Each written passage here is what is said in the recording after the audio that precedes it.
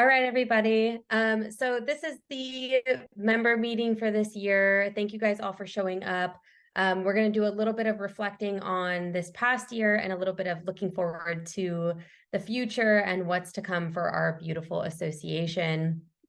I am Felicia Villa, the 2023 president for Bridge Association of Realtors.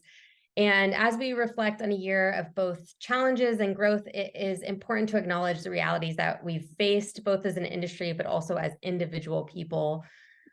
We came out of this crazy global pandemic into political turmoil, scary global events, climbing interest rates, and the delicate intricacies of our profession. It has been quite a journey. When I assumed this role, my goal was really to focus on making you all feel a little bit more connected to our association. But throughout the year, to shift a bit towards holding members, the stressors that we collectively encountered. Thank you to the agents who opened up to me throughout the year about just how tough there has been to really focus on real estate when we're worried about the bigger picture. Navigating real estate becomes a lot harder when the world weighs on your shoulders. I hear you, and I hope that we can continue moving forward in our respective businesses while simultaneously supporting each other. This is why I am so very grateful to our past president, Ms. Janine Hunt, for starting the Realtor and Affiliate Wellness Group last year. If you haven't heard of that, that is our RAW group. We meet once a month, and it is completely confidential, and there is no registration. You just show up, and we all take turns sharing a few minutes to express what's been on our minds lately and what we're working through. It's been extremely helpful to me personally, and I hope to some of you who have showed up to our once a month group. It has created a space where we can really express ourselves safely with our colleagues who truly understand just how difficult this business can be. So if you haven't showed up to RAW before, I highly recommend and encourage you to do so. There is no judgment, no advice given. It's just an open forum to you to really speak your mind and let us know how you're feeling, what you're working through, whether that be anxiety, stress, depression, anything that you're going through. So I hope that some of our members can take advantage of that in the future if they haven't done so thus far. The fact that we were able to continue RAW this year underscores the importance of a seamless leadership transition year after year. That really allows us to build on what past leaders have created and to kind of discard the things that are no longer serving us as an association.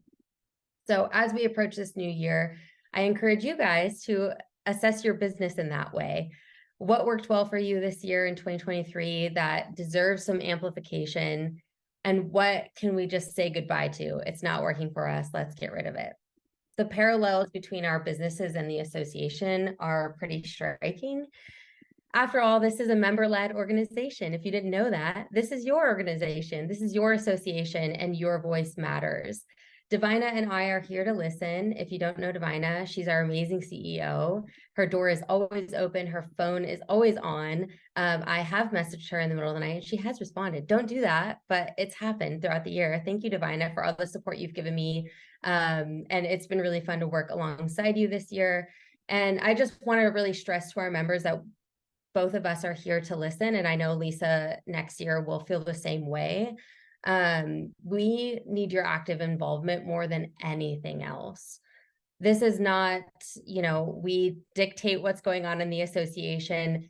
Behind every single positive change that this association makes, behind every event, behind every focus that we really focus in on, is a dedicated member of our association. It's not the people who are on the Zoom calls doing all of the speaking. It's the people who are in our committees that are really driving this association forward. So if that sounds interesting to you, I highly recommend you join one of our amazing committees because that's where you really get to have a say in where this association is going.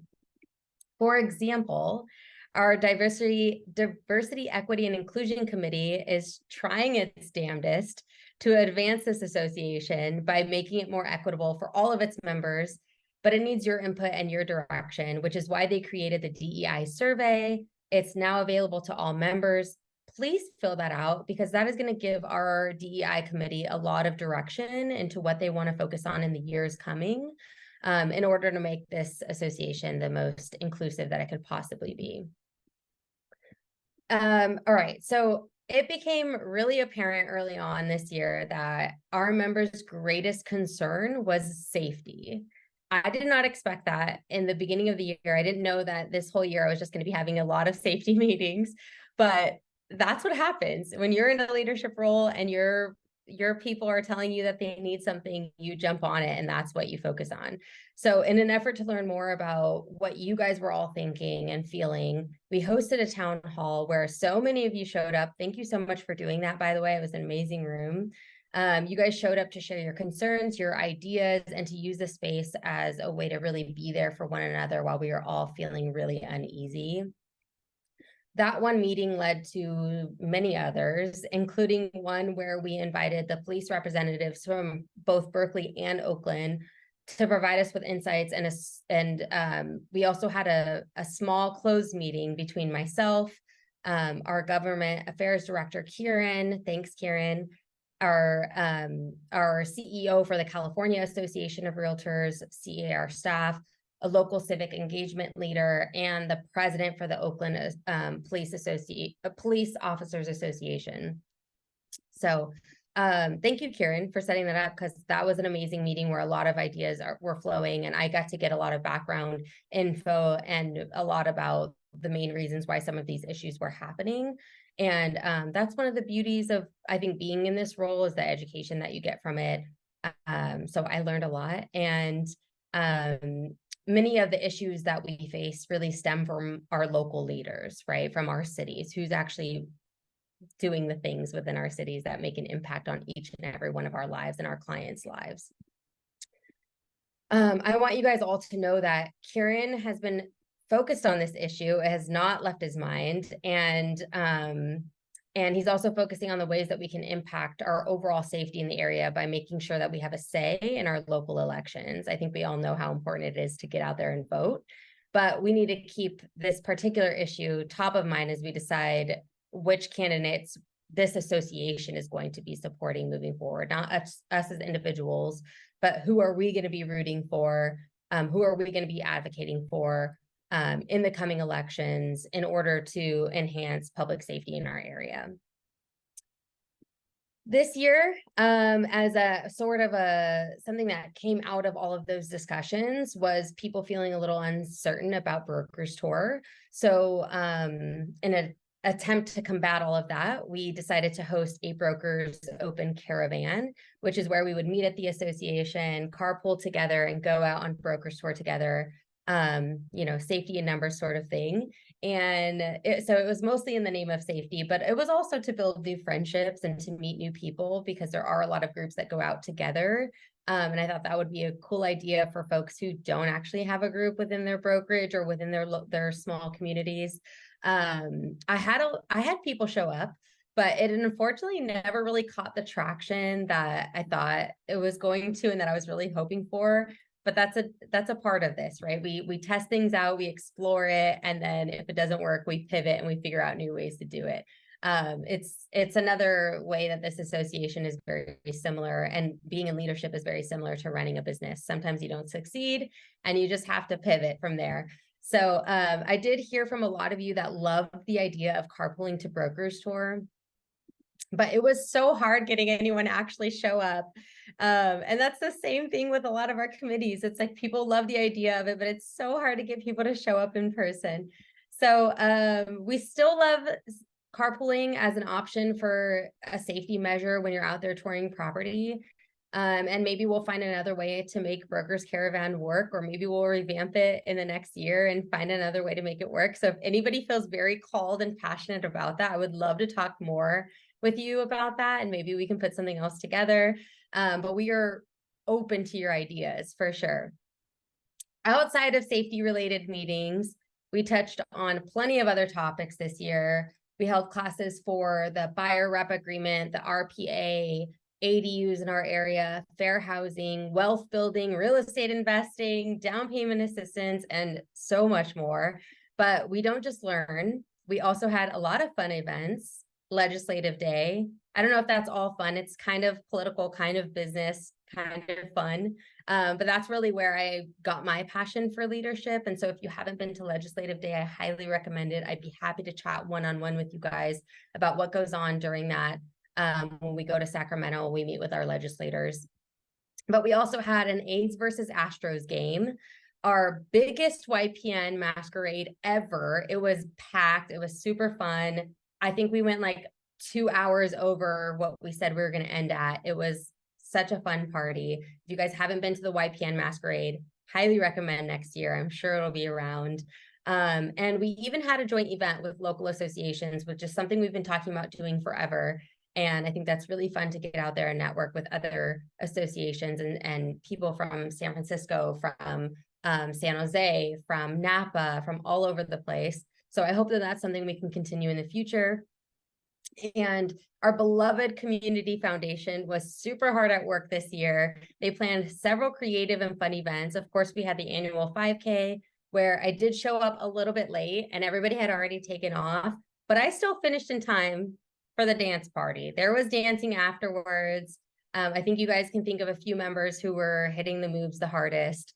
And then there was the Tipsy Putt fundraiser where I wore a thrift store outfit because it was supposed to be like golf themed. And I think I hit it, but I don't know because I don't golf. But I did win a part of the raffle and I swear it wasn't rigged. And then there was the highly anticipated but sparsely attended movie night at the New Parkway Theater. Raise your hand if you were there. I was there. And not a lot of you were there, unfortunately, but it was amazing because we had the entire theater to ourselves. And if you haven't been to the New Parkway, it's an amazing local theater where they have like sofas and they have this delicious popcorn. And I just drowsed it in butter and it was so good. So thank you to the Community Foundation for planning all of those amazing events and raising money for our amazing foundation. It was really fun hanging out with you guys this year. And if you're sitting there wondering, like, why didn't I go to any of these? I don't remember hearing about them. Maybe you're not reading your email newsletter. Read the newsletter from the association. All of this information is in there. I promise you, you personally are invited to all of these things that I'm talking about. And if you don't feel like reading, then you can listen, because this year, in an effort to touch more of our members outside of our events, outside of our newsletter, we also started a podcast, and it features some of our members discussing topics such as work-life balance, top producer habits, being an emotionally intelligent realtor. Shout out to Shauna Jones for that episode because it was amazing, and so much more. Thank you to Declan Spring for hosting the podcast and putting in so much energy and effort into it. You are a lovely host. I really enjoy getting to know our members better too, which was really fun. And thank you to those who were featured on our podcast. I loved learning from each and every one of you and getting to know you guys better. Our 2024 president, Lisa Dukellis-Mitchener, is one of the most experienced and logical leaders we have at our association. I hope that she'll take that as a compliment that I'm saying she's so logical. She's nodding her head. If she is, and I trust she will lead the board of directors to keep this association focused on whatever it is that our members need. I learned that the hard way this year, that it takes a lot of flexibility and listening skills to really figure out what our members are worried about, what they need from us, and to be able to take action on that. And I trust that Lisa will be the right person next year to be able to lead us in that effort. All of this to say that it was a jam-packed year. I'm tired. It was very fulfilling. I was very happy all year, and I learned a lot and I grew a lot. And thank you all for making it such a special year for me. I really appreciate being in this position. It taught me a lot.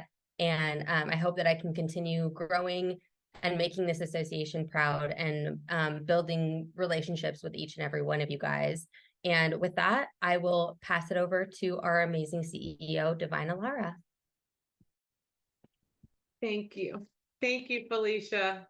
What a fantastic year we've had, and serving by your side has been outstanding. And And you have been an incredible leader. And for those of you who may not know, Felicia is not only busy on the local level, but she is extremely busy on the state and national level. She has served and represented us proudly and throughout her career. And when I tapped her on the shoulder to be president, I shared this at her inaugural that she shook her head in disbelief. And now here we are today, and she has represented us very well in this year. And I can't believe we are here at the end and moving into a new leadership journey with Lisa, and I'm excited to do that. And I just want to take a moment and let everybody know again how well you are represented, not only on the local, state, and national level, but all across California. And like I said, on the national level, currently we have had Tia this year. Tia Honeycutt graduated on the national level through the Leadership Academy. And this year, I am proud to announce that Felicia will be going into the Leadership Academy for 2024, and we're very proud of that. This is the third member of the Bridge Association that has attended the Leadership Academy. We started with Doug Sager, and then Tia Honeycutt, and now Felicia Mathews. So congratulations to those three representatives and past presidents of the association. Also on the state level, I'd like to recognize for 2024, we have several leaders that are stepping into leadership roles. Tia Honeycutt will be stepping into the MLS chair position on the state level. Felicia will be stepping into the vice chair position of the presidents, local presidents. Our very own Kiran Shenoy will be stepping in as the government affairs director's chair on the state level. Cameron Platt will be a liaison, very big role on the state level. We're very proud of him. Janine Hunt, past president, will be stepping in as the chair of professional development on the state level. And of course, we have Sally Hahn and Jill Broadhurst serve already on strategic planning. Very proud of them. Jeffrey Neidleman also will be stepping into a role on the Coming Soon work group for the MLS side. And Patricia Bennett will be representing us for past regional chair. If I missed anybody, my apologies. I was trying to frantically write, but I hope I got everybody. Again, we thank you.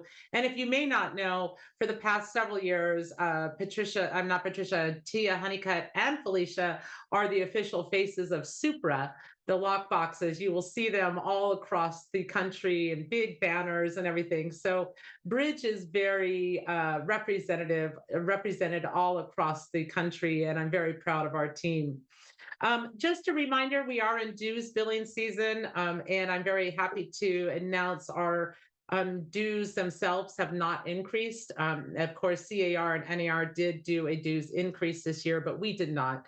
And I'm happy to say that the board was really excited to announce that that would not take place. Actually, we will be doing some dues adjustments on the MLS side mid-year. We're happy to announce. And so watch for that coming in as we move into 2025, as we we'll be offering you the capability of doing some system of choice, if you like, and could even find yourself paying a little less than MLS dues as we move into 2025. We're really excited about that. Also want to let you know that your board of directors has taken some of our reserves and have started to work with a investment company called Bernstein Private Wealth Management and Advisors, and are starting to really take the money of the association and start investing it and working on the income and building that wealth of the association. We also have our building at 6001, great tenants there, a school for autistic children. They've been very happy at our location at 6001, and we are in negotiations for another 3-year term. Our location at 2855, with us being now mostly virtual with appointment setting, we do, of course, have the capability of having you come in to pick up products, lock boxes, and that throughout the week. And by setting an appointment, we will be renegotiating that location. So we still have the training center. We already have classes that are being booked for the upcoming year. I'm going to go ahead and put those in the chat so you can see what's coming up in the year ahead. Let me go ahead and drop that in there for everybody. There we go. There you go. Those are some classes that have already been worked on for the year ahead for you all. Anyway, so our goal is to kind of reduce the space at 2855 on the 6th floor, but keep the training center. And then the ultimate goal will even be to set up some lockers that if those of you who can't make it there during that 9 to 5 hour or 9 to 1 when we're available can pick it up after hours. So again, extending our hours to our members where you can pick up products or pick things up. If somebody's not available, you'd be able to pick it up after those hours. So again, we continue to work to provide services to our members even after scheduled times. I'm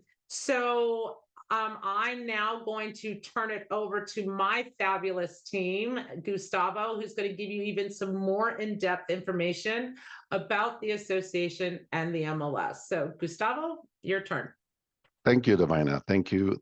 And nice to see everyone. I can see the little boxes. And so I'm going to give you a review of 2023. So I'm going to share my screen. I have a it's not a PowerPoint presentation. It's a different tool that I'm using now.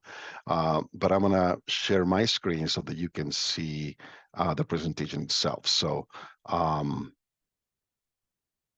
okay, let me go ahead and click on play.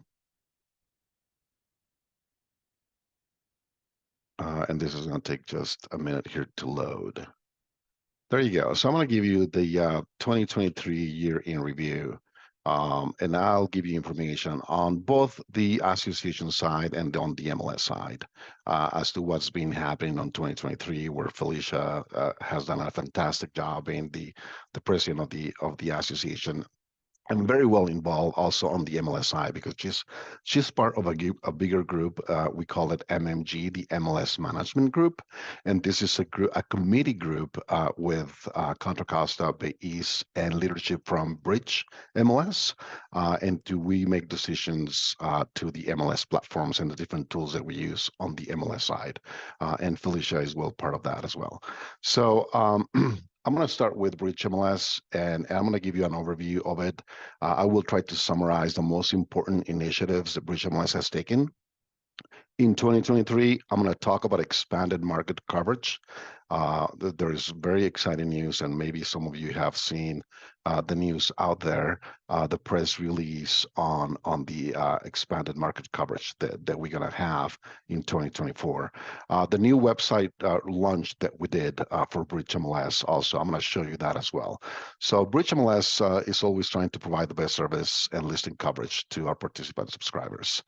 I'm going to go to the next slide. And this is the key accomplishments that we have had in 2023. We launched 4 new applications, and these are Showing Times Offer Manager. We launched that in March. We launched in April Resby.ai, in May List Track, and in October Brevitas. So we have launched these 4 different products. I'm not going to go into the details of what they do.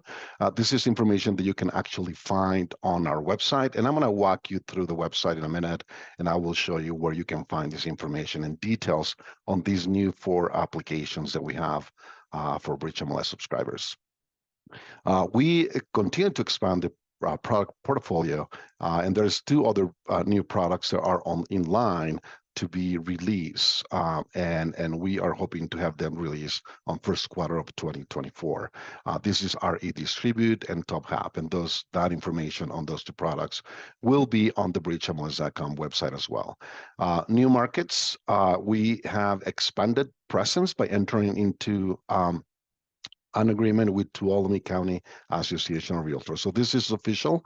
As of last Friday, we actually signed the agreement, and so we are now moving to have Tuolumne County joined the the other two associations, Bridge Association of Realtors, Delta Association of Realtors, and Tuolumne. And we have another another association in line, so that if it goes through, we will have over we will capture an additional 1,000 members into participant subscribers into the MLS.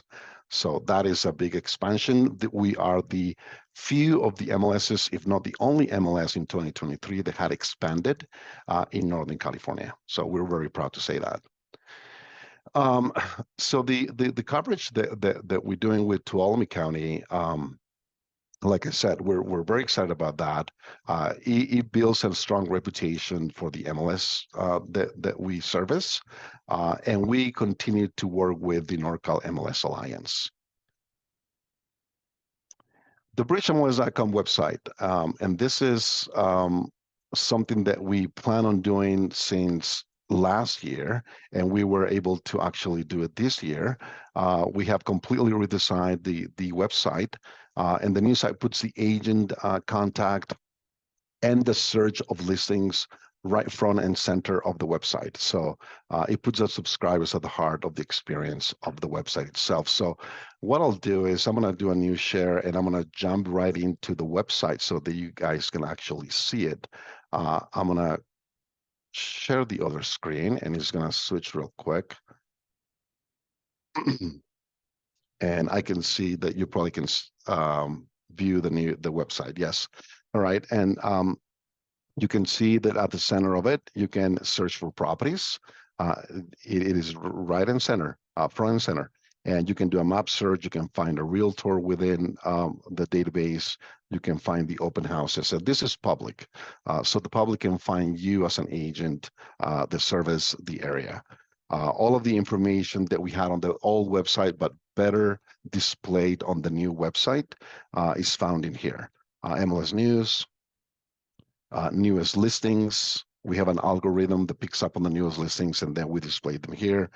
Some information on the areas that we service. You can click on the different pictures here, and it will give you more information on the different areas that we service. Industry articles, we added that information as well. And I was telling you about the different products that we offer. If you go into the member center, the member benefits tab up on the top, you will see the membership products. You click on that, and that's going to give you a list of all the different products that we offer, and it will give you a description of these products. The newest one that we have is Cellcore, which is precisely the company that we partnered with to do the website. And what they offer is an IDX solution that is very up to date and really cool to see. So when you have some time, going to the member benefit tab, and then just click on membership products. The MLS platforms that you guys know we offer Connect MLS, and we have Paragon. So right now you do have the option to go to either MLS at no cost, additional cost. So you can go back and forth from one to the other and actually add a listing to one platform and then modify it to the other platform. We encourage you to go into Connect MLS. This is the newest platform. Very easy to use, very intuitive. So we encourage you to go into Connect MLS for accessing the actual MLS. At Edit Tool, we have Connect MLS, we have Paragon, Resby.ai. This is a new tool that we added into Connect MLS. This is exclusive to Connect MLS. It's going to help you in the process of uploading the photos into the MLS and detecting what the characteristics of that photo that you have taken and uploading into the MLS. So it's going to tag and auto-populate all of the relevant information that's on the picture into the input form of the listing itself. So that's a great tool. And talking about AI is a conversation that everybody is aware of, right? So we need to be wary of that and know that Connect MLS offers that option. So I'm going to change the screen, and I'm going to go back to my presentation. There's much more that I want to share. And I'm probably back at the presentation itself. I'm going to go into the next slide. And I'm going to talk about technology advancements that we have done in 2023 on the MLS side. we enable 100% API data distribution. So for those of you who may not be very technical, the API, what it does, it allows you to deliver the data faster to the vendors, and the data is more reliable.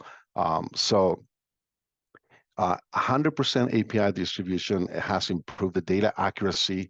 And so like I said, the API allows the automated and structured data delivery, improving accuracy for that information that we send in. By transitioning 100% to API distribution, we have improved data accuracy, speed, and efficiency with our vendors. Bridge MLS is a strong ally, and I was just talking about that before because of expanding ourselves into having more data available to our participant subscribers and to the other MLSs that we participate the data shares with. So we continue to build strong on that joint venture that we have with NorCal MLS Alliance. We have that partnership and it's going stronger. Authorized data feeds that we did in 2023, we have done a combined data feed in 2023 with Lone Wolf, Broker Bay, and AccuList. Let me go into the next slide, and I'm going to give you key metrics. And these numbers sort of blow me away, and hopefully will, be an eye opener for you as to how busy we get on the MLS side. The total number of support tickets that we received for the MLS side, there were 5,706. And the total of support emails that we exchange, that we received, and so that we have to respond, 32,420 emails on support. The total MLS news videos that we published were 9 MLS news videos. The total new applications released for new applications, and I talked already about those. Social media posts, we posted 87 thus far. And newsletters, we have done 18 for 2023. Now I'm going to jump from the MLS side into the association side. I'm going to give you some numbers. The membership numbers have been increasing each month in 2023. So we started pretty strong in January, then it went down, but then steadily from February all the way through to this last month, the number of members into the association have increased. So right now, the latest count is 2,180. So that is good news. And also something that I added in here was all of the new members that we have gained month to month this year. And you can see that steadily we have a membership growth of 17 to 19 new members per month. I'll give you some metrics on the Breach Association side, and I think this number is fascinating. I'm into numbers. My background is computer science, so I always like to analyze data. Almost 4,000 support calls were received in 2023 on the Breach Association side alone. So as far as many tickets as 4,000 we have entered into our call tracking system on the association side. The website, the association website, has been visited uniquely 11,000 times as of today. Okay. I'm going to talk about the podcast, and I'm happy that Felicia mentioned that, because that is a great tool to get informed. And if you're wondering where you can find it, I think that Emily already posted on the chat where you can find the podcasts on the website. But we have done all these many different podcasts through the year. I'm not going to be able to put in all of the 16 episodes in here, but at least it gives you an idea as the different dates, and pretty much every other week, every 2 weeks we have a podcast, and so it takes a lot to build onto those podcasts. Okay, so I'm going to talk about training now, and this concerns the Breach Association and Breach MLS both. So we're trying to improve constantly on how we deliver the information out to members, participants, subscribers. So we have added peer training. Peer training means that you, the participant, are the one that has more knowledge as to the business. And so it is an option to have a peer do the training classes on the MLS side. We have designed shorter classes so they're making it more efficient. It allows agents to select specific learning topics to fit within the schedules because they're shorter. We have in-person training that we started to offer since January for more engagement, interactive learning. Weekly training emails, we have designed or created a new email address that is specifically for training so that all of the information on training, we send it in a weekly basis in advance to all of the participant subscribers. Customer service satisfaction, very satisfied. That's the response that we've been getting, about 95%. That's the average. Satisfied 5%, neutral 1%, dissatisfied 0%. So that is the information that we're getting back from our members, participant subscribers. And so I think that that's it for me. Thank you for your time and attention. And if you have any questions, please feel free to send me an email. The email is very easy. It's my first name. That is Gustavo, Gustavo, @breachmls.com. Thank you.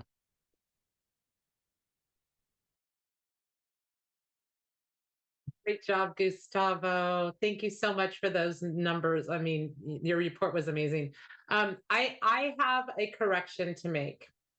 I came in 2015, and that was after past President Cameron Platt attended the NAR Leadership Academy. So we had 4 attendees from Bridge, and I missed Cameron. So Cameron, congratulations, another rock star on the state and national level. He has done so many things. I don't even think I can list them all here, but I think we'd be here all day. So Cameron Platt, congratulations, being another fantastic leader for Bridge. All right, next up, Kiran Shenoy, take it away. All right, thanks, DaVina. So we don't have too much time here. We want to make sure that you have time to hear the legal update that's going to come right after me. So I'm going to try to keep it as short as possible, okay? Even though there's a lot going on. And before I get into it, because I know that we might not have time for questions on the government affairs stuff, I will enter my email into the chat. So you can always email me on anything here that I talk about. And I want to remind everybody that they can get out their phone and text the word realtor to the number 30644, and you will receive legislative alerts when something comes up, not only at the national level and the state level, but at the local level too. And that's kind of what I'm going to go into today. First, before I get on to the 2024 election, which is going to be really important, as Felicia mentioned in her intro. It is very, very important who you vote for, because it affects so much, not only in your business, but also in terms of your safety in our local jurisdiction and how you conduct business out there. So first up, everybody knows that we cover a jurisdiction that includes a number of cities. But I'm going to go over Berkeley and Oakland as our 2 largest cities in our jurisdiction, just to keep things brief. So in Berkeley, the major issues that are coming up, guess which ones? TOPA. TOPA is coming back. We had delayed it as best as we could, and it seems like Councilmember Kate Harrison, has brought it back up because she's running for mayor, and she wants to make the headlines and bring up a controversial issue to try to pass in the election year. Of course, we're all already on top of it, but be expecting to see some messaging as well as some alerts on that early in the year, actually, because it's probably going to come up to Berkeley's Land Use Committee either in January or February, probably February. So be on the lookout for that. Also in Berkeley, we're going to be seeing some changes to BASO. Everybody that does business in Berkeley knows what BASO is. It's a building energy saving ordinance. Right now, it requires you to do an energy audit at time of sale. and you can defer that to the buyer. Now what they're trying to do is to require energy upgrades or electrification upgrades, as well as possibly other things at time of sale. And at first, we've been talking with the city of Berkeley on this in depth. It was going to be just these electrification updates, a few electrification updates that you could defer to the buyer, but now they're adding all sorts of things, saying that there might be an escrow deposit process where a huge chunk of money, probably upwards of $7,000 to $10,000, will be required at the beginning of the transaction, just like the private sewer lateral process. And then they're also making sure that they hit a wide swath of properties. So they're actually trying to hit condos, which doesn't make much sense because it's going to be very difficult to do some of these things in a condo, as well as duplexes. So be on the lookout for some more information on BASO at the beginning of the year. In Oakland, like Felicia was saying at the beginning of the event, public safety is top of mind. We're doing a lot of observing for right now on what kind of decisions our current legislators are making in the city of Oakland in terms of public safety. I tell you right now that the track record hasn't been that great. So we'll be keeping a close eye on that, as well as rent regulations, which are always being discussed in the city of Oakland and always being tightened. And quite frankly, the city council, we don't have a majority of people on city council in Oakland that are friendly to us, realtors and property owners, that are willing to compromise on any of these things. Time and time again, it's very evident that the folks that are in power right now don't really care about property rights. And so that's why it's very important to make sure that you pay attention to the 2024 elections, because not only is it a presidential election, but there's a lot at stake here at the local level. And in Oakland, we have 5 council seats up. That's District 1, 3, 5, 7, and the at-large council district, as well as the city attorney that's going to be up for election. In Berkeley, we have District 2, District 3, District 5, District 6, and the mayor's seat up for election. At the county level, we have 1 contested supervisor district, District 4, which is Nate Miley, who's the incumbent, is going to be facing a number of challengers. And then at the state level in our jurisdiction, District 7, which is District 9, but it will be District 7 because of redistricting, has 7 candidates running for that race. The 2 frontrunners being the mayor of Berkeley, the current mayor of Berkeley, Jesse Arreguin, and Catherine Lieberger, who is unknown union rep.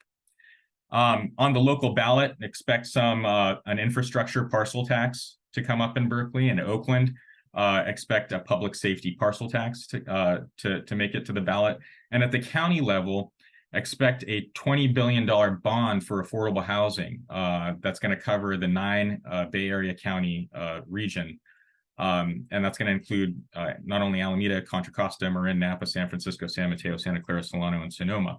And so we're currently talking to our sister associations in all of those jurisdictions to see what the best course of action is regarding that, because $20 billion for affordable housing is great, but it might very well be a huge price tag for existing property owners and their tax bill. And so it's important to see how that lands across the 9-county region. And then, of course, there's going to be a lot that you're going to be hearing from CAR at in terms of the state ballot. There are a number of assembly constitutional amendments that will be coming up that are going to try to change the percentage or the threshold of the vote when passing tax or bond measures, as well as things that will affect elections to come and may very well affect Prop 13, because it will increase the ability for folks to attack Prop 13 in the future. But I'm not going to get into detail about that. I could go on forever. Please do email me at Kiran@bridgeaor.org if you have any questions. And with that, I will cut it short and let our legal representative take the floor. Now we're going to turn it over to our president-elect, Lisa Dukellis. She's next on the agenda. Lisa, take it over. Sorry, Lisa. Right. Good afternoon. You have heard some amazing and wonderful things that our association has been doing this past year and will continue to do in the future. While my outlook is hopeful, it is really important that we keep an eye on our community as realtors. We hear about fluctuation in the markets, and interest rates and employment rates, which all affect our job. We know many changes are probable in our industry and our country this election year. Hostilities and disruptors are in our politics, our industry, and our local community. In 2024, our mission of supporting realtor excellence and serving our community could never be more important. We will continue to look within our realtor communities to see where more support may be needed. I'm going to ask that you, our members, help with that. I challenge you to read the Bridge newsletter. I want you to pick one event each quarter and attend it, whether it's live or virtual, but that's your mission, that's your challenge. We will continue to offer education and information on policy matters affecting housing. We will continue to provide technological advances for apps and for our MLS system. And we will also support our realtor community to ensure maximum engagement. The buzzword up until last week was work-life balance. As many of you may have read, all the top CEOs are changing the phrase to be harmony with work and home. It's circular. They're not at odds with one another. So to enrich our member harmony, instead of hosting an installation gala this year, we will be hosting 3 pop-up meetups this year. We want to provide a place to connect with local realtors, to relax without the stress of the hair, the makeup, and all that. We want to provide a place so we can work on our community harmony, so we can serve our clients better when we're negotiating. So I want you to watch your email because you're going to be getting information on our first event that's coming in the first quarter. And remember that I am hopeful for this year of changes, and I am grateful for the opportunity to serve as the association president. Thank you very much. Thank you, Lisa. We're looking forward to our year ahead, and I'm excited because we are doing things a little different this year. And instead of spending that big money on the gala and one big celebration, like Lisa said, we will be doing 3 events. And we are in the process of picking the locations. 3 dates have been selected. And I will share those dates with you right now if you want to mark them down. The 3 dates that we have selected as of today are February 22nd. That's our first date. But watch, I'm not going to tell you the locations as of yet as we're planning it. The first date will be February 22nd. The second date is May 22nd, and our third date as of right now is August 21st. We'll be picking locations in Oakland. We'll pick another location maybe in the Berkeley area, and then we're looking also maybe in Piedmont, but we will be picking different locations. So watch the newsletter as we celebrate you in 2024, not just one day, but 3 days throughout the year. So it will be a fun time to get in person, re-engage with membership, and not at the association office, but at a fun place offsite. So we will be reaching out for sponsors. If you would like to be a sponsor, please let us know. That will be your opportunity as a sponsor. Again, have your name on the website for a year, be maybe a sponsor at the event and speak and share some information. So again, it is a day of celebration, not just one day, but 3. So thank you, Lisa. Now this is our opportunity to hear about all the things that are taking place in our industry. This has been a really wild time legally, and that is why we brought Andrew from our law firm here to talk to you. And this will be a great opportunity too. Once Andy Mathews is done giving us this update, you can ask some questions, not just of him, but of all of us. So Andy, take it away. DaVina, thank you very much for having me here. Great to see everyone. Like DaVina said, my name is Andy Mathews. I am a lawyer at Stoll Reeves in Seattle. I've been working with DaVina and Gustavo and a number of other of you for a while, and I'm very happy to be part of the team. What I thought I'd do is just spend a couple minutes talking about, various current events that affect our industry from a legal perspective, and happy to field questions that folks have about what's going on. And obviously, what I'm sure is on everyone's mind as are these lawsuits that have been brewing and percolating and creating a lot of challenges in our industry. And I think the best way to analyze them and understand them is to look at some of the history that is at play here. And that starts, well, it starts a while back. We won't go all the way back, but we will go back to 2018 when the Department of Justice and the Federal Trade Commission convened a gathering of a bunch of industry leaders and academics and regulators to look at what was going on in the brokerage industry. And the long and the short of what they heard and observed at that workshop was that despite all of the technological advancements that have taken place in the industry, the prices that consumers were paying for brokerage services, in other words, the commissions that were being charged and paid by consumers, hadn't really changed in the last several years.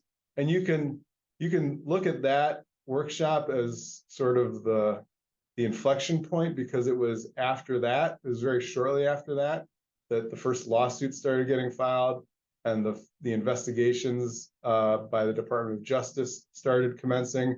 And all of those investigations and those lawsuits have a lot of different specific pieces and allegations, but at the center of it is the way that real estate brokers are compensated, the level of control and insight that their clients, the consumers of real estate brokerage services, have in connection with those services and with those compensation, and the ability to understand and be informed of how that works and control how brokers are compensated. And so what I'll do is I'll talk about some of there's a lot of lawsuits out there now, but the ones that have had the headlines are the ones that went to a jury just a couple months ago in Kansas City. And what I'll do is, or what I'll say is that before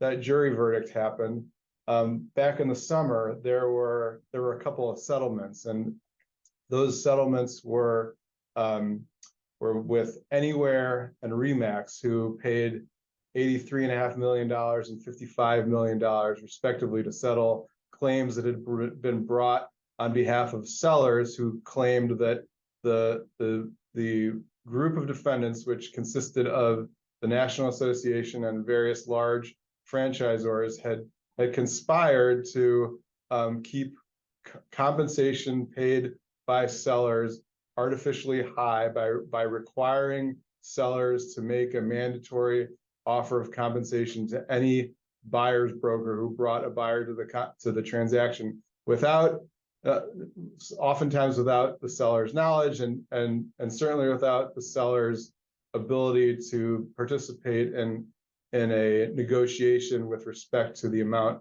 of compensation that would be paid. At the time that those settlements that I just described happened, we were sort of amazed that the dollar amounts were as high as they were. But I think in retrospect, those parties that agreed to pay $83.5 million and $55 million got off cheaply, because what we saw on October 31st is a jury come back with a verdict against the defendants who didn't settle, and that jury verdict was for $1.78 billion. That's billion with a B, in connection with the plaintiff's antitrust claims. And one important thing to keep in mind with respect to that jury verdict, first of all, claims under the federal antitrust laws are eligible for treble damages, which is a fancy lawyer term that means triple.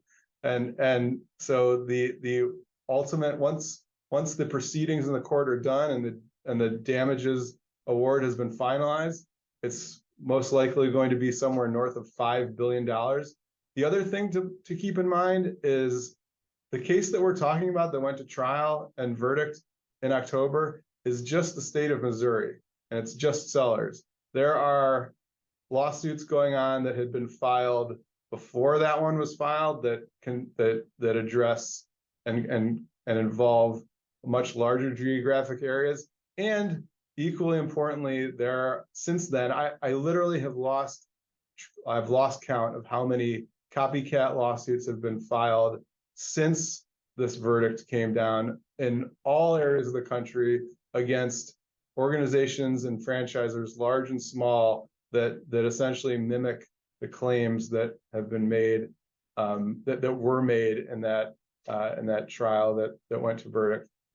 So these are real issues. These are issues that, suffice it to say, we've been taking seriously. In my work with Bridge, we are taking measures to do what we can to protect ourselves.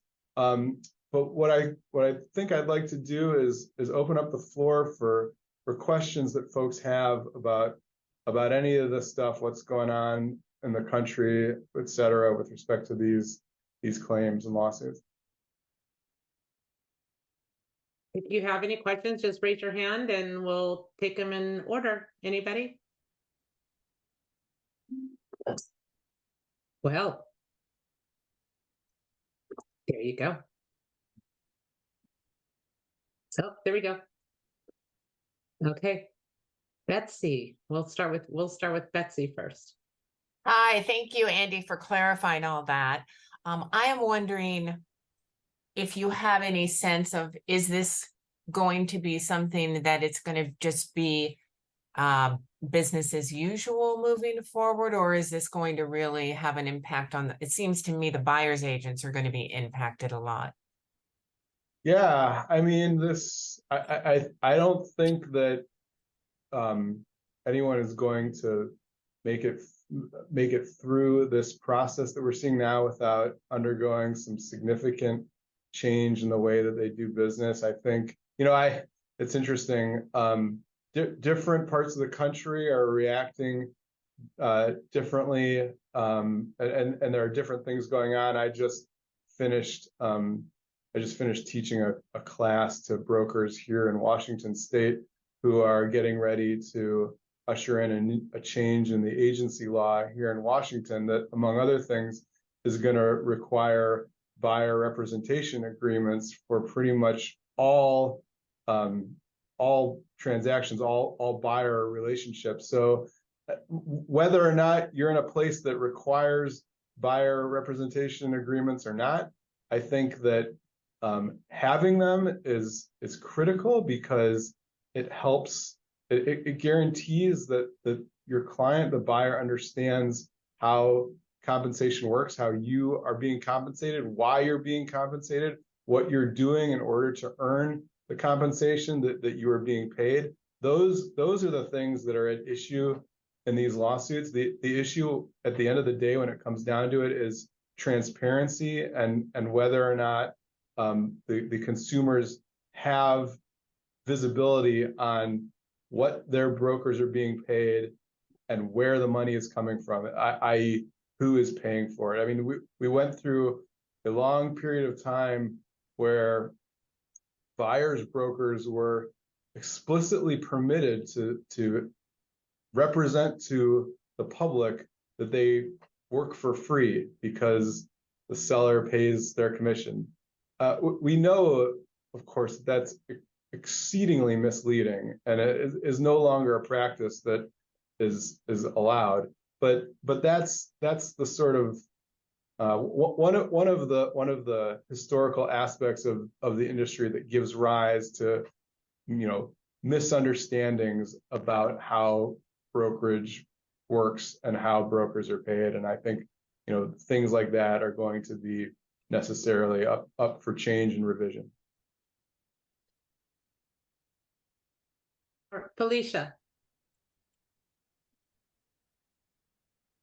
Thanks, DaVina. Thanks, Andy. First of all, I wanted to let everybody know that if you have not yet taken a class on the buyer rep agreement, CAR has a free class available that you can order now through the end of the year for free, and you have 1 year to actually take the class. So that's a part of your member benefit, people, if you haven't already taken the class. Andy, I did have a quick question on, I know you probably don't have a crystal ball or anything, but is there any insights that you can provide our members in regards to how the process works with the appeals court? I know this is going to go into appeal. Like, what does that look like? If you have any insights on what you think will happen, we won't hold you to it, but I'd love to hear your opinion. Yeah, that's a great question, and thank you for acknowledging that I don't have a crystal ball, because I don't. But I've followed the news and the reports about what the defendants intend to appeal. I mean, there are, one example of something that I know they intend to appeal. And this gets into some technical antitrust law issues, but the judge in the court where the trial occurred ruled that the antitrust conspiracy, the alleged antitrust conspiracy was what's called a per se antitrust violation, which is basically, there's two types of antitrust conspiracies. There's per se antitrust violations, and then there's antitrust violations that are analyzed under what's called the rule of reason. Under the rule of reason, which is sort of like the lesser type of antitrust conspiracy, the plaintiff, in order to prevail, has to prove that the conduct had harmful economic consequences, and the defendant is entitled to prove and present evidence that the conduct that they engaged in had pro-competitive features. The judge said that rationale, that rubric of looking at antitrust conduct didn't apply here, and that instead what the defendants did was a per se antitrust violation, which, among other things, does not permit a defendant to introduce evidence of pro-competitive effects of what they did. That is a legal determination that the judge made, that was not part of what the jury did. So the defendants are able to appeal that to the Court of Appeals, and how appellate issues work when you appeal. So I'm sure, to answer your question a little broadly for a minute, I'm sure the defendants are going to raise every possible argument that they can on appeal, including what the jury did. Any defendant who has lost at trial faces a hugely uphill battle if they're appealing something that a jury did, because juries who listen to all the evidence, hear all the arguments, and make their decision, those decisions are given a lot of weight and a lot of deference in our legal system. So it will be difficult for the defendants to have a Court of Appeals reverse what the jury did. The same deference, however, is not given to legal determinations that the judge made. When the defendants appeal legal determinations that the judge made, such as this per se antitrust violation, the Court of Appeals will look at that sort of from a blank slate and decide. The Court of Appeals will decide for itself whether it thinks that the judge got that right or wrong. So that was a very long-winded answer, and I don't think I actually even gave a prediction, which is what you asked for. But I think those are the types of things that are going to be at issue in the appeal. The other thing to note is appeals can take a really long time. I mean, I've personally been involved in appeals that took well over a year from the date that the appeal was first filed, and I'll note that the appeal has not even been filed yet, because the judgment hasn't been finalized yet in the lower court. So the clock hasn't even started ticking. The Court of Appeals hasn't even received the briefs or argument or anything from the parties. So we have a long way to go. We have a lot, and one thing I can predict with a fair bit of confidence is that these copycat lawsuits are going to keep on coming out of the woodworks, because but I've always said I've been giving presentations on these lawsuits for a really long time now, and for a while I kept saying, well, the copycat lawsuits are coming, and for a while they didn't come, which was sort of a surprise to me, because it's so easy. All you need basically is a photocopy machine to take the complaint that's been filed in these big cases and slap a different set of plaintiffs and defendants on it and call it a day. Well, now that all of the other plaintiffs' lawyers around the country have seen the results in Kansas City, sure enough, in the time since October 31st, like I said, I've lost count of how many new lawsuits have been filed. Well, a new one was literally just filed last night that I read about this morning, and there's, I guarantee you, more to come. Well, that's good news. On to the next question. Helen.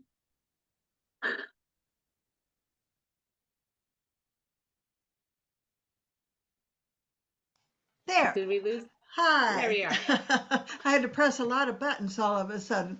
Well, and I get, wow, Andy, thank you. But is there a reason that the respondents or whatever the correct defendants haven't asked or didn't ask for just a trial by judge? Because it seems to be a trial by jury, how they don't understand the business. They may have the way the legal system works. If you are a plaintiff, you are entitled under the U.S. Constitution to a jury trial, and so if the plaintiffs here requested a trial by jury, they were entitled to that, and that's what they got. All right, got it. Now, these numbers are staggering, and I would think even the most well-funded company will not be able to withstand or produce that kind of revenue, particularly publicly traded companies that answer to boards of directors and stockholders and blah, blah, blah. So how's this, with all your wisdom, how's this going to shake out? How are they going to pay these things? It sounds like the appeals will not be. Yeah, I've asked myself that same question and talked to other lawyers who follow this closely like I do. I honestly don't know how they're going to pay this. I think that bankruptcy filings by some of these defendants are a distinct possibility. Keep in mind that there's different kinds of, and also keep in mind, first and foremost, I'm not predicting anything. I have no knowledge or information about what any of these defendants are actually going to do. There's different types of bankruptcy filings. You can file a bankruptcy petition that doesn't necessarily mean you're closing shop, but that you are reorganizing and creating a judicially supervised manner for disposing of claims and addressing and resolving claims from creditors that have been made against you. I am not a bankruptcy attorney, so I'm getting slightly out over my skis and talking about some of the specifics of bankruptcy. But I do think just generally that's, generally speaking, when defendants are in positions like this where they have lost multi-million or multi-billion-dollar verdicts, that is something that happens.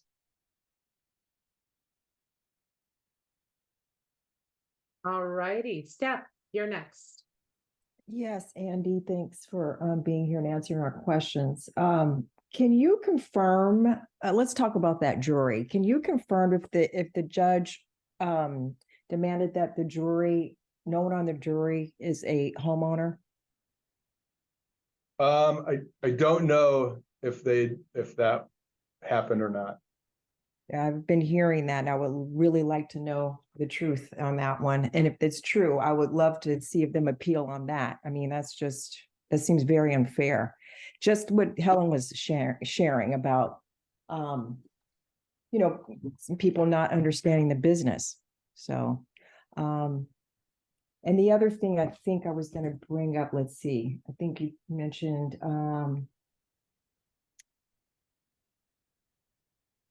well, I guess that was it.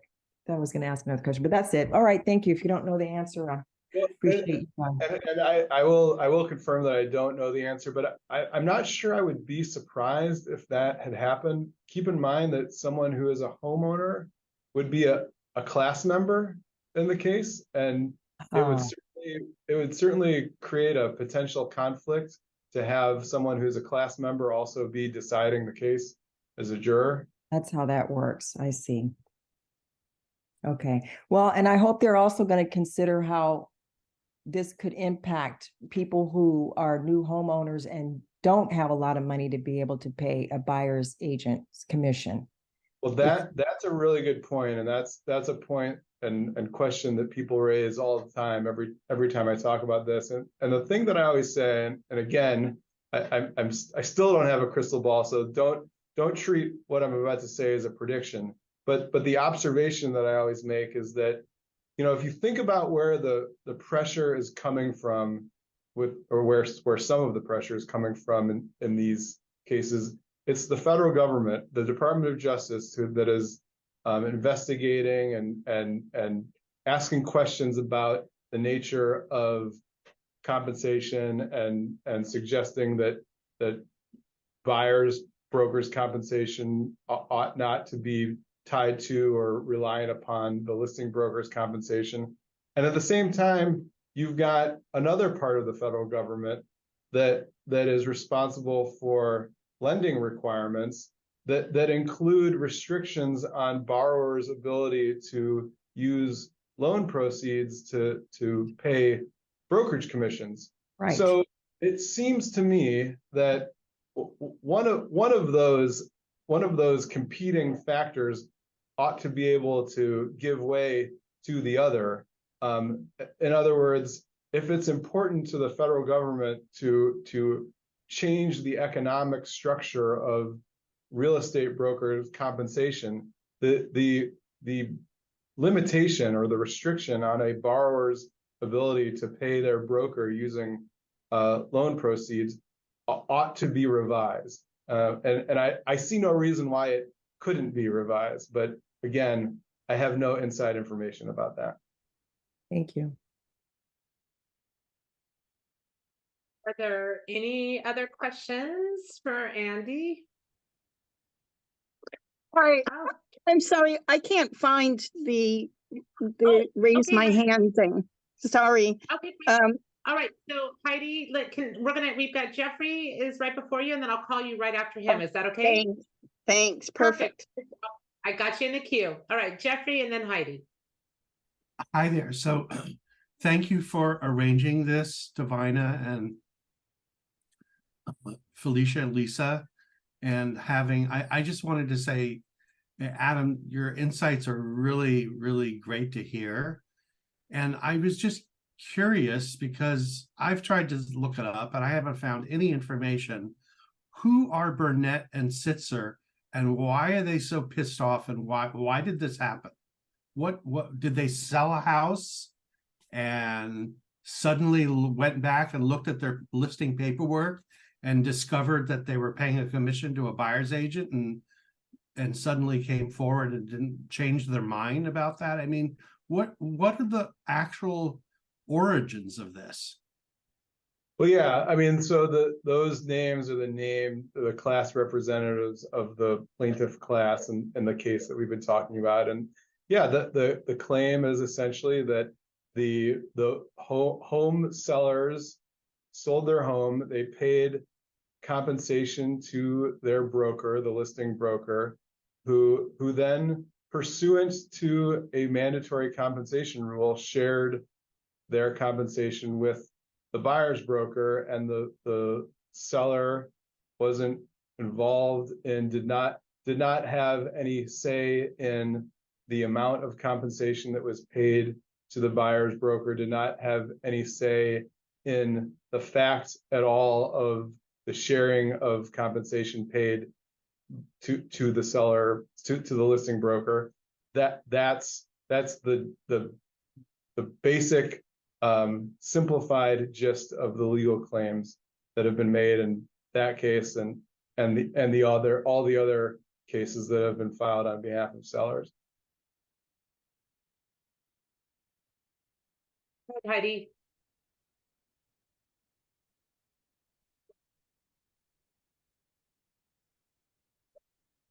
You still there, Heidi?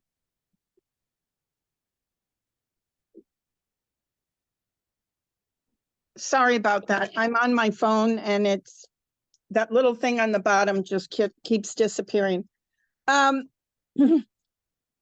Thank you for all of this information. My question is, can you tell us a little bit on the reasoning that the state of Washington is considering? I'm assuming I think you said changing legislation to require a buyer's broker's agreement.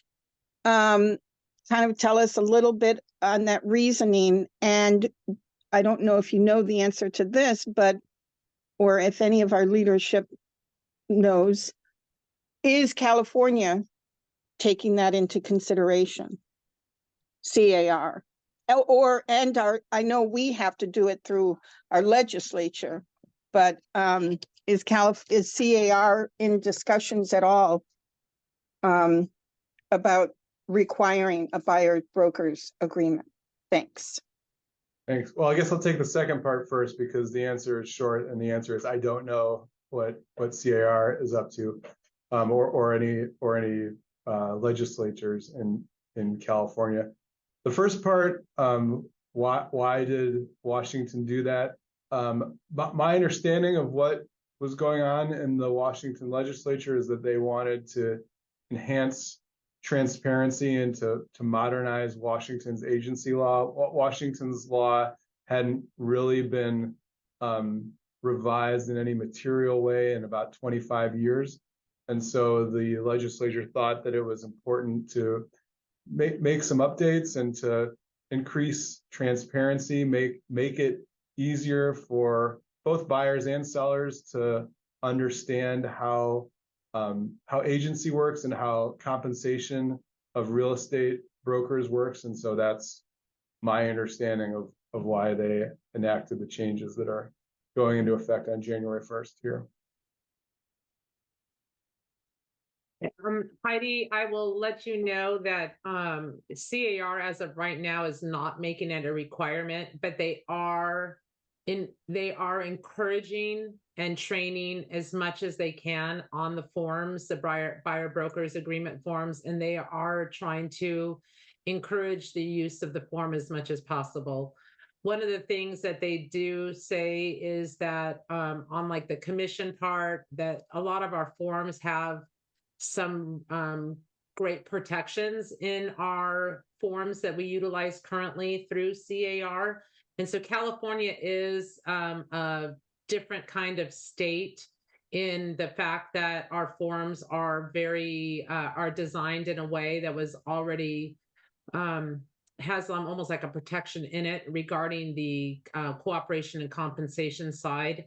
And that is something that is been good for us in California with the cooperation and compensation agreements in when you're doing a transaction between the seller and the listing site. So the reason for the question is that I just think that for the buyer's agents, it's just going to be difficult. It's just going to make their job harder because they're going to say, oh, I can go to the realtor next door and he's not requiring it. So yes, that's what happens. Yeah, it is a conversation, Heidi. And I think here's what, and I think everybody right now is treading very cautiously on making something a requirement. And that's where they're at this point. If my leaders are on the phone, on the call right now, my CAR leaders, if you want to even jump in and add, because you've all been part of these conversations, please do so. But again, the classes are available. That is what they're pushing right now, is they're pushing as much training as possible to the members for these buyer brokers agreement. And that is what we're telling our members too. Get into these classes, attend these classes, start learning about it, encourage those in your office to start utilizing those as much as you can. But I think the conversation is going to continue as these cases start to pop up more. And as we see the copycat cases, we're finding, NAR is pulling insurance for the associations. We're not going to be able to get the coverages as we have before. And so as we move into the years ahead, or the year ahead, we just don't know what's going to happen as the associations are connected in where we're going to go with all of this. So all we can do is encourage you to start utilizing these forms that are available to you and available to our members. But whether they'll become a mandatory thing for utilization, I don't know. I don't know if that's going to become a heavy-handed request or a requirement on the state level or not. I don't know. It could be part of the agency law, which is just what the attorney had said in the state of Washington. And there are a number of states. It may be as many as 20 states actually do require it at this point. Right. So it's not necessarily heavy-handed. It could be incorporated into the agency law, statutorily required. This is a document that, at this point, we are statutorily required to give, the agency disclosure. And then for buyers, it could be the buyer brokerage agreement. Agreed. So encompassing. Here's where you as brokers need to have these conversations. They're still having those broker town halls on the state level.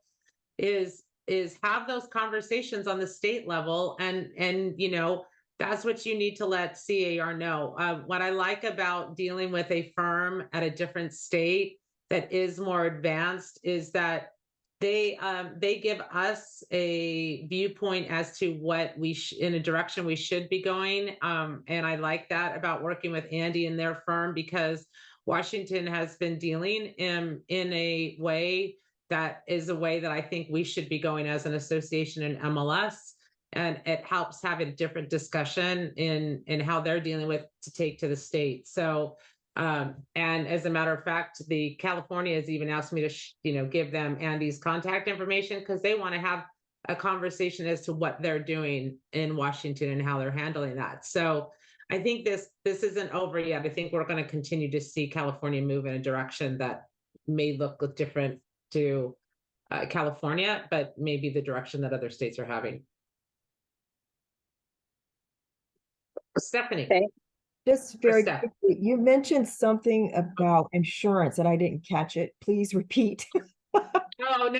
So what I'm saying is right now the associations have insurance coverage through NAR, through a blanket coverage, and that is for the association itself. And so we are covered through an insurance that is a blanket that covers all associations via NAR. It has nothing to do with membership or anything. It was a comment that I made that things are shifting within the industry as to kind of the blanket reach over the state, from the national to the state to the local. And because these cases not only are affecting the national, but they trickle down all the way down to the local.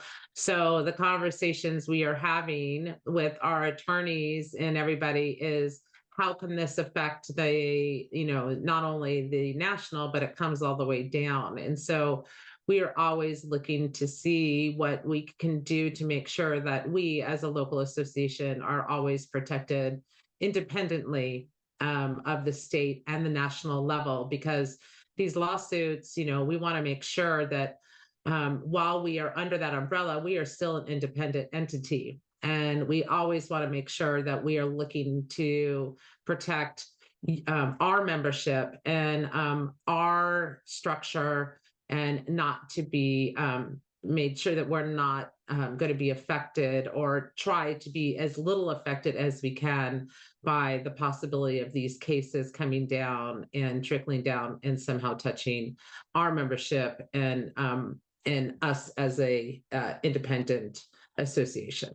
Okay. Does that clarify it for you? Yes, it does. Yeah, thank you. And that's smart. That's smart to be thinking that way. Thank you. Thank you. Thank you. Well, here's the thing, as the MLS is Bridge MLS is part of our association, and that is something this team has done, while we are a different type of association, MLS today being virtual, we are very mindful, and that has allowed us to, while the National Association and the State Association have had to increase dues and move in those directions, we have been very mindful of the monies that we have of the association. We are very mindful of trying to keep our funds in a place where we can move forward to increase the investments of the association and keep us, because we are moving into a time where things can get financially tough for the association as membership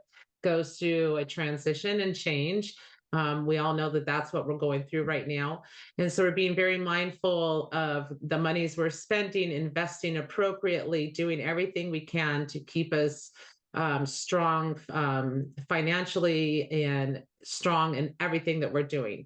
And so we're being very mindful of all the choices that we're doing to try to protect us during a time of possible bumpy road ahead. And so that is what we're doing. And I'm very proud of this leadership team and being very aware and looking at everything. And so we're independent of ourselves, and yet we work in connection with everybody else, but always being very mindful of what the next step is and what's around the corner. Thank you for that.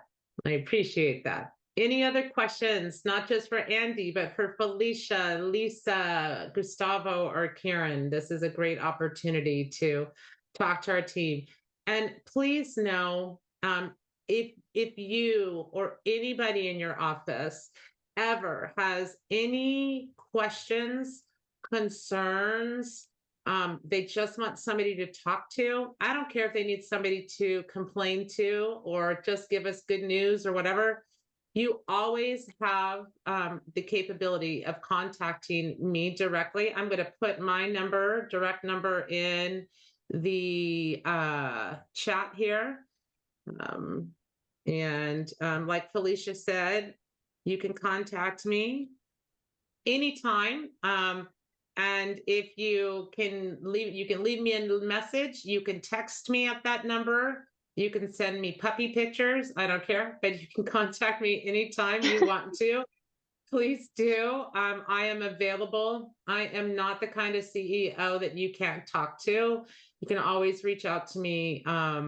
Next week, just to give you a quick synopsis, my leadership team and I will be meeting all next week. We will be doing strategic planning. I will be meeting on Tuesday and doing strategic planning with the other two MLSs we share a platform with, Bay East and Contra Costa. My two sisters in the Bay, as we call each other. We will be talking about where the MLSs will be heading in the next few years. And we'll be meeting with our leadership team to do strategic planning for the association and the MLS. We're really excited about that. So then we'll be doing a lovely in-house installation with leadership and celebrating with a lunch. So again, very small, very quiet, but then we'll be celebrating all of you. So again, thank you for joining our membership meeting today. I'm pleased for those who weren't here. Yes. I'm sorry to interrupt, but can we give a quick shout out to the DEI event that's this Friday? I put it in the chat for anybody who is interested in going to that. It's going to be an amazing conversation led by a DEI consultant, Christina Jackson. Shout out to Lynn, our amazing staff liaison, for reminding me of this event this Friday. So the info is in the chat. Please attend from 4 to 7 p.m. at a wine shop, y'all. Wine. You know you want to go. Yes, be there. Lovely Lynn is putting on some great events for us. So please be there. Thank you again, everybody. I get some information. I just want to let everyone know that there is parking available Nice. That's always a concern in downtown Oakland. There will be parking right across the street. You can see your car from inside the place. So FYI. Thanks. Nice. Thank you, everybody. We appreciate you. And thank you for being members of Bridge. Have a lovely day. Thank you so much. Bye, everybody. Take care.